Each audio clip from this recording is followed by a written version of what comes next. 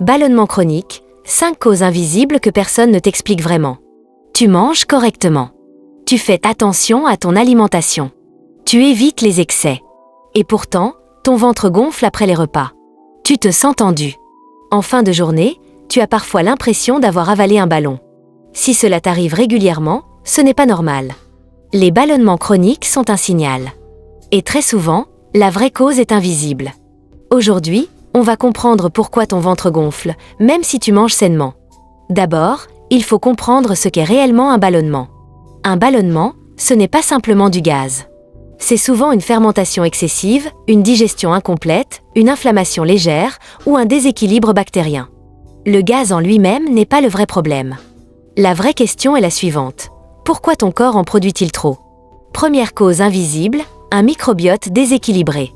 Ton intestin contient des milliards de bactéries.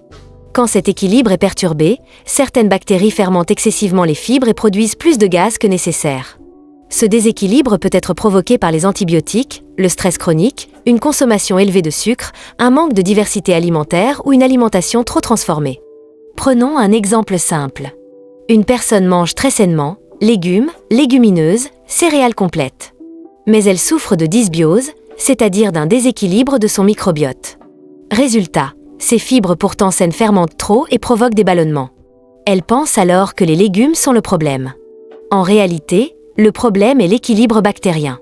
Pour améliorer la situation, il est important d'introduire les fibres progressivement, de consommer des aliments fermentés, de réduire le sucre et de diversifier l'alimentation. Deuxième cause invisible, le manque d'acidité gastrique. On en parle rarement, pourtant c'est fondamental.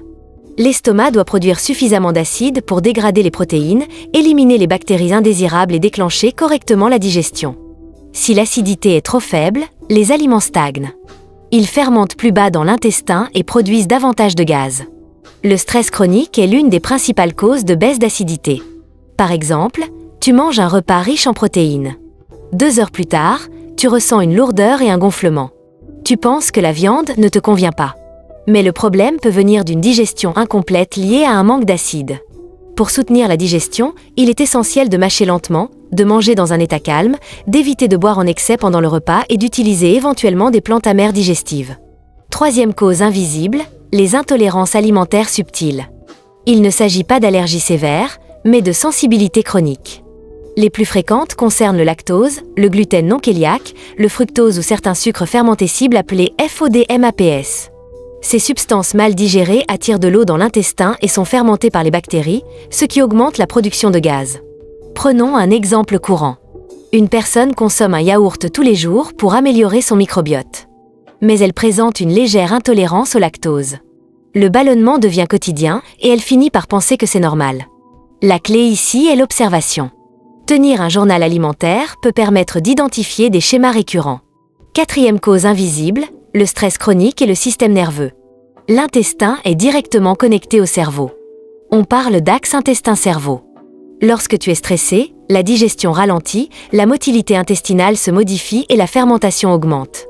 Même avec une alimentation parfaite, un système nerveux en surcharge perturbe la digestion. Imagine que tu manges devant ton ordinateur, en répondant à des messages, sous pression. Ton corps est en mode survie et non en mode digestion. Résultat, ballonnement. Pour améliorer cela, il est important de respirer lentement avant de manger, d'éviter les écrans pendant le repas, de prendre au moins 20 minutes pour manger et de marcher quelques minutes après. Cinquième cause invisible, le SIBO. Le SIBO correspond à une prolifération bactérienne dans l'intestin grêle. Normalement, la majorité des bactéries se trouvent dans le côlon. Lorsqu'elles remontent dans l'intestin grêle, elles fermentent les aliments trop tôt. Cela provoque des ballonnements rapides après les repas, des gaz excessifs, parfois des douleurs et un transit irrégulier. Un signe typique est un gonflement qui apparaît 30 à 60 minutes après avoir mangé. Dans ce cas, un accompagnement professionnel peut être nécessaire. Alors pourquoi les ballonnements deviennent-ils chroniques? Parce que l'on traite le symptôme et non la cause. On prend du charbon, des tisanes ou des produits anti-gaz. Mais on ne corrige pas le microbiote, l'acidité, le stress ou les sensibilités alimentaires. Sans agir sur la racine du problème, les symptômes reviennent. L'approche la plus efficace consiste à rééquilibrer le microbiote, soutenir la digestion, identifier les déclencheurs personnels, réduire l'inflammation et apaiser le système nerveux. Les ballonnements chroniques ne sont pas une fatalité. Ce n'est pas normal d'avoir le ventre gonflé tous les soirs. Ce n'est pas dans ta tête. C'est un message biologique. Ton corps essaie de te dire quelque chose. Et plus tu comprends les mécanismes, plus tu peux agir de manière précise et intelligente. Si ce contenu t'aide à mieux comprendre ton corps, abonne-toi pour continuer à apprendre comment il fonctionne réellement.